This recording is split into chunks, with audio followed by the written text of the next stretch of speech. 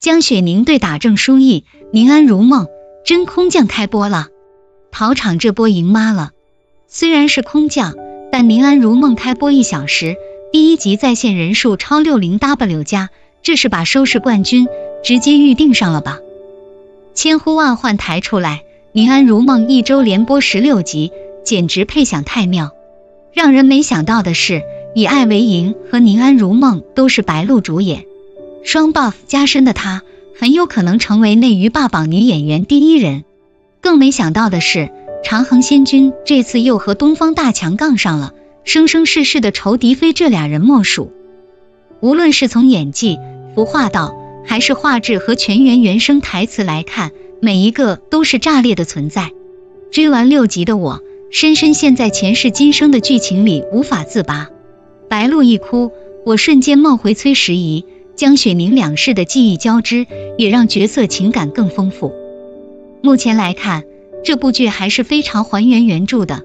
江雪宁的皇后妆造真的非常惊艳，的确有着原著中那种浑然天成的妩媚，以及执掌凤印后养出的雍容端庄。包括后期乐阳长公主出嫁以及薛淑的皇贵妃造型，也是一整个期待住了。就是说，内娱终于有一部不敷衍观众的古装好剧了。张凌赫饰演谢薇，她表面是人人称赞的圣人君子，可背地里却是黑莲花疯批帝师，她对谁都狠，但唯独女主除外，这样的疯批人设很难让人不爱呀。从去年的《苍兰诀》开始，张凌赫在演艺圈崭露头角，今年夏天播出的《云之羽》让他口碑更上一层楼，现在借着宁安如梦的热度，也有着成为内娱次顶流的潜质啊。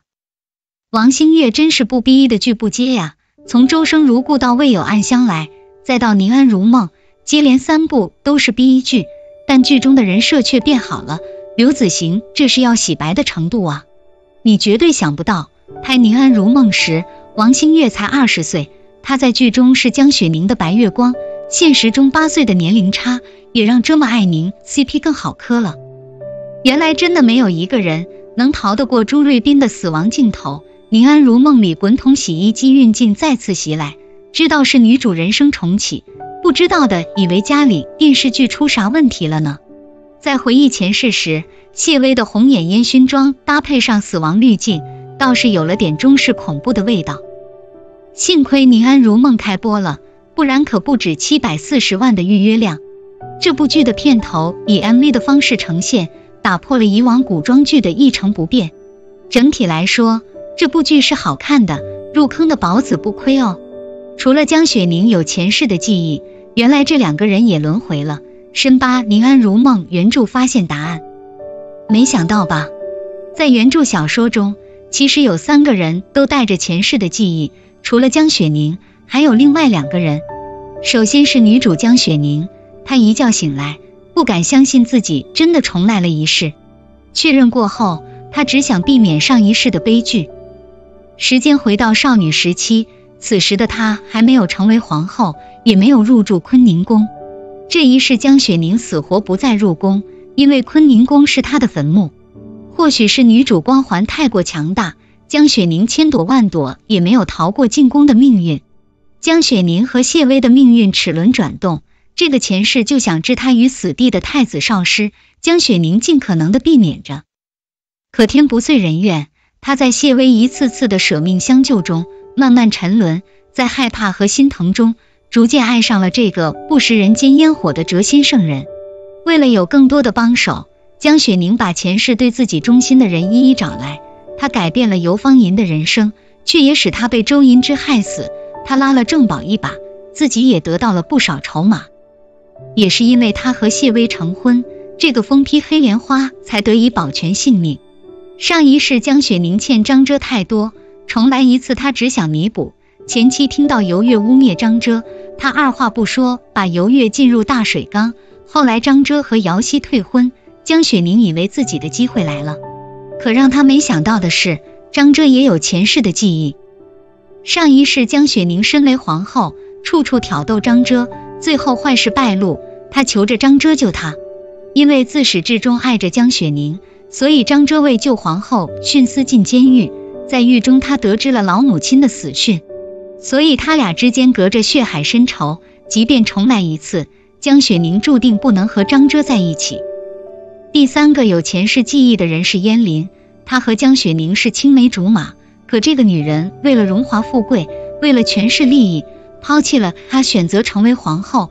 当燕家的冤屈被洗刷，燕琳重新回到皇宫，为了发泄，也为了报复，她半夜潜入皇后宫殿中，后来江雪宁就自枪了。这一次燕琳也不想重蹈覆辙，她只想对宁宁好点，再好一点，好弥补自己曾经犯的错。所以当她捧着传国玉玺给江雪宁时，几乎是哭着说，是我错了，我再也不要了，再也不拿了，都还给你，好不好？到底是庄周梦为蝶，还是蝶梦为庄周？好在重来一世，每个人都得到了自己所求的。导演只是让他来演个腹黑帝师，谁知这家伙随便一个眼神，简直杀疯了。本来冲白鹿追的宁安如梦，结果却被张凌赫迷得神魂颠倒。